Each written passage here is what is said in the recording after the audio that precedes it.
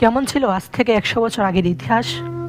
কেমন ছিল আজ থেকে 100 বছর আগের গ্রাম বাংলা এর ইতিহাস ঐতিহ্য? বন্ধুরা, আমরা যতই আধুনিক হই না কেন, আমাদের জানতে ইচ্ছে করে আমাদের পূর্বপুরুষের ইতিহাস ঐতিহ্য সম্পর্কে। তাই আজকে আমরা জানব আজ থেকে 100 বছর আগের গ্রাম বাংলার ইতিহাস। শত শত বছর আগে গ্রাম বাংলার মানুষের গ্রামের ইতিহাস ঐতিহ্য ছিল ভিন্ন গল্পের, ভিন্ন স্বাদের। ভিন্ন রকম ছিল তখনকার ইতিহাস। তখনকার শহরগুলো তেমন আধুনিক ছিল না। বন্ধুরা, গ্রামের তুলনায় সামান্য একটু উন্নতি ছিল শহরগুলো, যেমনটা আপনারা ভিডিওর মাধ্যমে দেখতে পাচ্ছেন। বন্ধুরা, আগের যুগে কিন্তু আমাদের এই গ্রাম বাংলার ইতিহাস এমন ছিল না। তখনকার যুগের মানুষ ছিল একদম সহজ সরল। সে সময়ে শীতের মধ্যে খুবই পরিচিত একটি ডাক শোনা যেত, খেজুর রস বিক্রেতার রস বিক্রির ডাক। খেজুর রস। তখনকার সময় ছিল না চুল কাটার জন্য সেলুন ঘর বা কসমেটিক্সের দোকান। তখনকার সময় গ্রামের মানুষ ভোরের আলো ফোটার আগেই বেরিয়ে পড়তো তাদের কাজে। একটা সময় ছিল যখন গ্রামের মেয়ে বউরা চাল ডাল বা কানাকড়ির বদলে জিনিসপত্র কিনত। নাপিত বাড়ি বাড়ি গিয়ে চুল কাটার জন্য ডেকে বাড়ির উঠোনে বসে চুল কাটাতো। আগের যুগে বিনোদনের একমাত্র প্রধান মাধ্যম ছিল যাত্রাপালা, লোকগীতি, সঙ্গীত বা শীতের রাতে চাঁদের আলোর নিচে হাডুডু খেলা। তখন সন্ধ্যা হলেই গ্রামের বাড়ির উঠোনে যাত্রাপালা, লোকগীতি, সঙ্গীত, মঞ্চনাট্যের আয়োজন হতো এবং গ্রামের সবাই মিলেই একসাথে উপভোগ করত।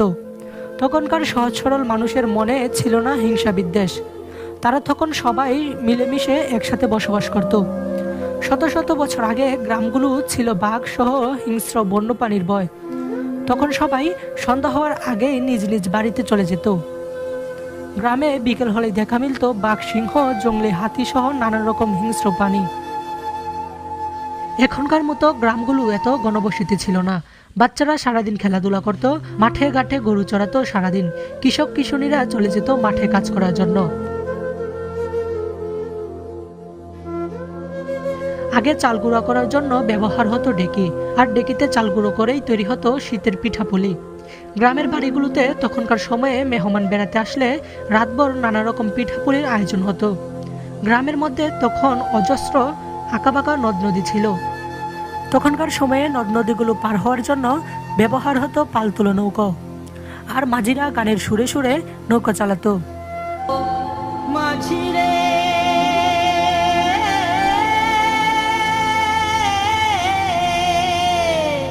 বর্তমানে যেমন আমরা 1 টাকা, 5 টাকা, 10 টাকার নোট চিনে থাকি, তখনকার সময় ছিল মুদ্রা। তবে মুদ্রার প্রচলন থাকলেও বাজার হাটগুলোতে 1 পয়সা 2 পয়সা দিয়ে কড়ি নেওয়া হতো। কড়ি ভাঙিয়ে বাজার সদাই করা হতো।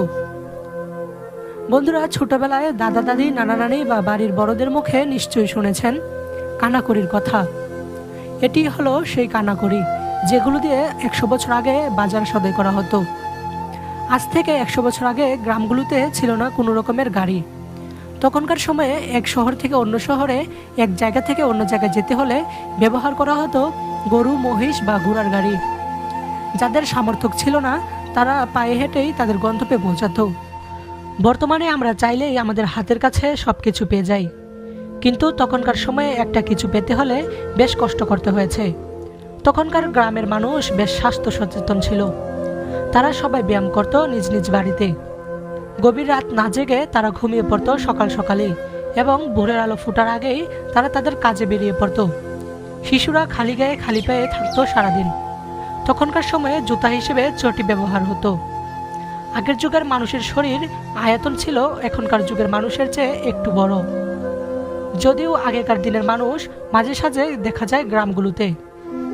তখনকার সময় শীতের রাতে ঘুমাতে যাওয়ার আগে শরীর আগুনে সেঁকে নিত গ্রামের মানুষেরা। বন্ধুরা, আমরা হাজারো চেষ্টা করলে আগেকার গ্রাম বাংলার চিত্রগুলো দেখতে বা পড়তে পারবো না। আমরা যতই আগেকার ইতিহাস জানতে চাই না কেন, তা কোনোভাবেই আমরা মনকে বোঝাতে পারবো না। বর্তমানে আমরা অনেক আধুনিক হয়ে গেছি, সেকেন্ডের মধ্যেই চাইলে সব কিছু করতে পারি হাতের কাছে। তখনকার গ্রাম বাংলার মানুষ এত আধুনিক ছিল না। বন্ধুরা, আজ এই পর্যন্তই। আমরা আগেকার দিনের সামান্য একটু ইতিহাস তুলে ধরলাম। আমরা জানি আগেকার দিনের আলোচনা বা গল্প করলে কখনো তা শেষ হবে না। তাই ফিরবো খুব শীঘ্রই নতুন কোনো ইতিহাস অনুসন্ধান নিয়ে। সঙ্গে থাকুন ইতিহাসের অনুসন্ধানে।